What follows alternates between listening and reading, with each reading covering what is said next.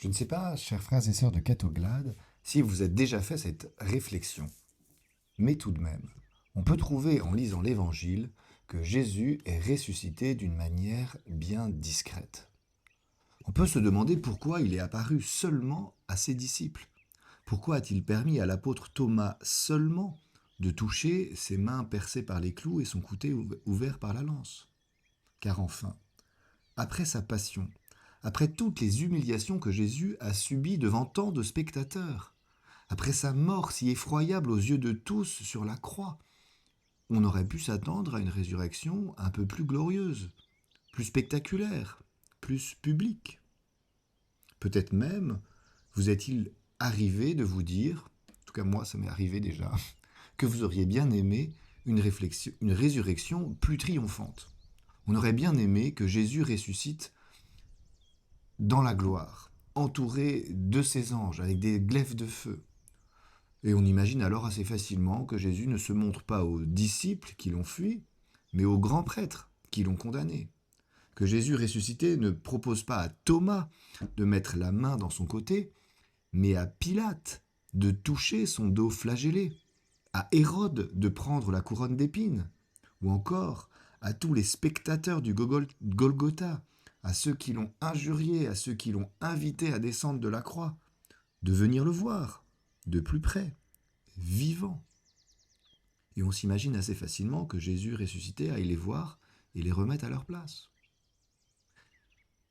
Et si vous ne laissez pas votre imagination vous embarquer jusque-là comme moi, sans doute vous êtes-vous déjà dit un jour que vous auriez bien aimé, plus simplement, que Jésus vous apparaisse à vous comme il est apparu à saint Thomas, et qu'il vous propose à vous de toucher son corps ressuscité.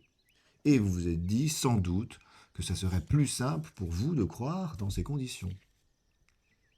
Bon, je ne sais pas si vous avez déjà traversé ce genre de pensée, mais ce qui est certain, c'est que Dieu a décidé de faire les choses autrement. Non seulement Jésus n'est pas ressuscité de manière spectaculaire, mais sa présence corporelle sur la terre n'a duré que 50 jours, et après il est remonté au ciel.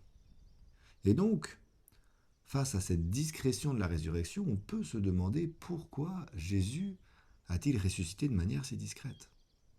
Après la résurrection, Jésus est apparu aux femmes, puis aux disciples, il s'est laissé toucher par saint Thomas, il est apparu une fois à plus de 500 frères en même temps, nous dit saint Paul, mais ça s'arrête à peu près là. Et donc, Dieu a voulu agir discrètement et avec peu d'intermédiaires. Alors pourquoi?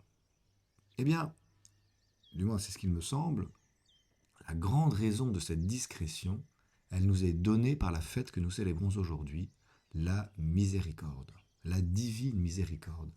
Si Jésus est si discret, c'est parce qu'il veut nous faire miséricorde.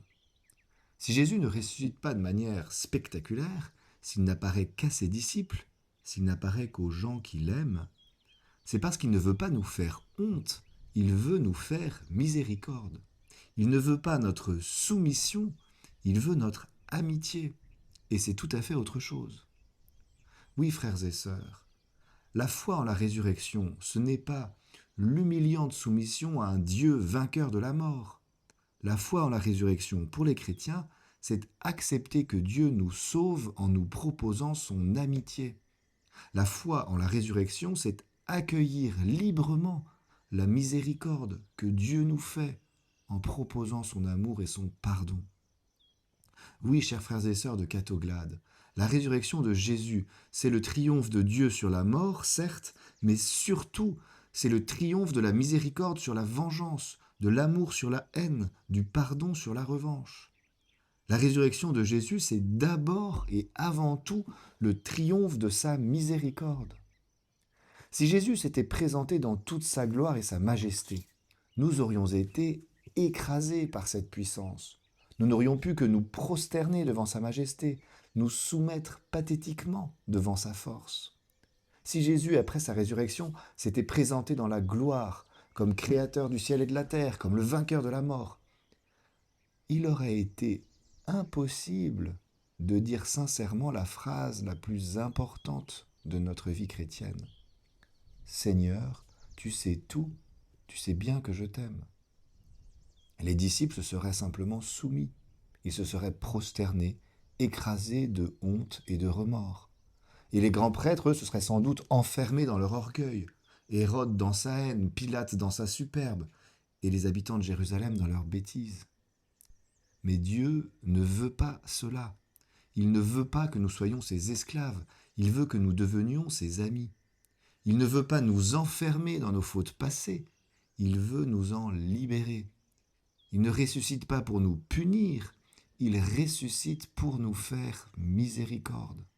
C'est pour cela qu'il a ressuscité si discrètement, pour ne pas violenter notre cœur, pour ne pas nous forcer la main. Dieu veut nous permettre de le choisir librement, car il veut nous permettre de l'aimer librement. Alors heureux sommes-nous aujourd'hui de pouvoir dire au Seigneur que nous croyons, que nous voulons le suivre, que nous voulons librement garder sa parole et ses commandements. Oui, heureux sommes-nous de pouvoir dire avec saint Thomas, mon Seigneur et mon Dieu. Et plus encore, heureux sommes-nous de pouvoir dire avec saint Pierre, Seigneur, tu sais tout, tu sais bien que je t'aime. Amen.